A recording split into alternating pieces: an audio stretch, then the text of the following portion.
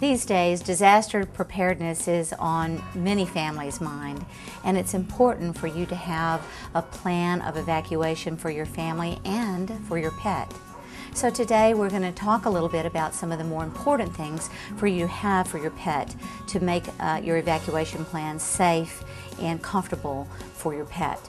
The first thing we want to make sure that we have is a secure carry-all bag. This one is insulated and it is waterproof. It has a zipper lining with it and is a great basket to carry all of your important medications and documents in. We want to make sure that we provide at least a day or two's worth of water in our evacuation plan. We also want to make sure that we have some safe food, the same kind of food that your pet is normally eats. Make sure you take a day or two of this food and have it in a zip-locked or waterproof bag.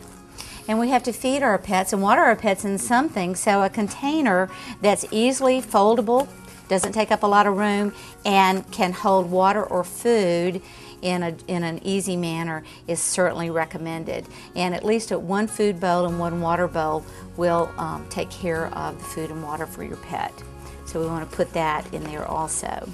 Another important object to include is any type of medications that your pet normally receives. Some medications are required to be refrigerated, and if your pet is required to have a refrigerated medication, make sure that you carry a frozen ice pack. It lasts for a couple of days in a insulated container, so place your ice pack in and put the medication in comfortably on top of your ice pack to keep it nice and cool. Other medications that your pet may need on a daily basis or maybe on a weekly or monthly basis, things that are very important such as heartworm preventative or flea control, make sure that you carry a small selection of these as well. Ask your veterinarian to give you maybe a week's worth of your dog's or cat's medications so that you can have them available in a zip-locked waterproof bag as well. Certainly important to take your pet's documents with you, and your pet's documents should be kept also in a plastic bag, zipped, or some permanent sealing.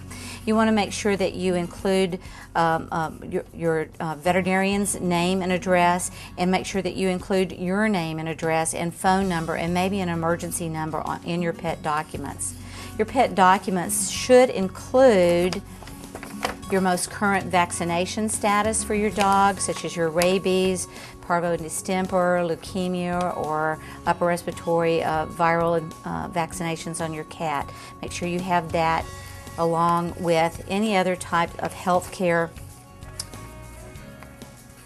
documents, such as when your pet was last seen, allergies that your pet has problems with, any other health care concerns that a shelter or a veterinarian not familiar with your pet may need to know. Fold these up and place them in a brochure or a pet docket, and make sure that they are again in a waterproof bag or container that has been sealed.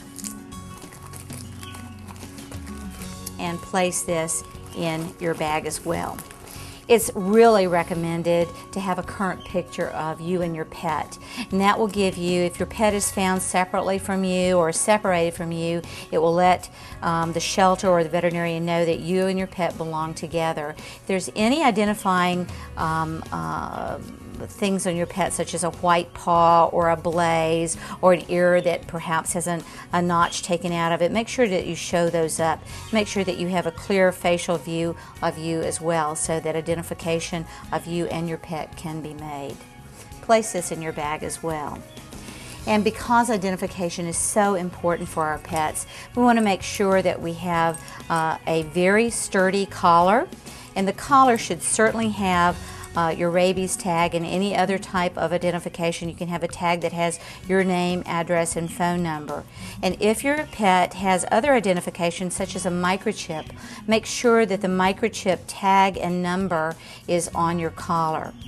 Another good idea is to provide a waterproof tape covering over some information that has, again, your name and address, phone number, and even more importantly, perhaps a friend or relative who doesn't live in your exact area, someone that will actually not be affected by the disaster that you may be experiencing. So wrap this in a waterproof tape and make sure that this collar is firmly attached to your dog.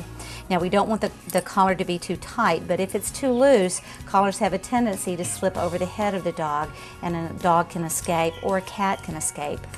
So it's not a bad idea, and we strongly recommend having a collar on and a comfortable halter that can easily contain the trunk or the torso of your cat or dog.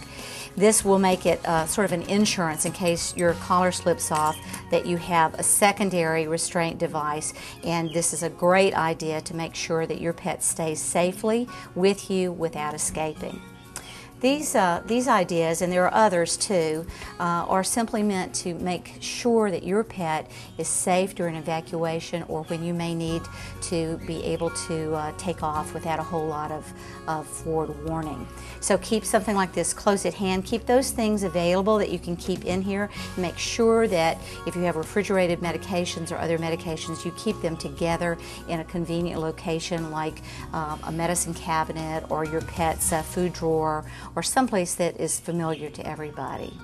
It's important to have a pet carrier for your cat or small dog to make sure that as you evacuate, your pet can go safely with you and not get lost or loose from you. If you have a pocket pet such as a gerbil or a hamster or a small bird, a small cage is certainly a great idea to have available to put your pet in. And we hope that you don't ever have to have an evacuation with your pet or a disaster that occurs in your area, but it's better to be safe than sorry.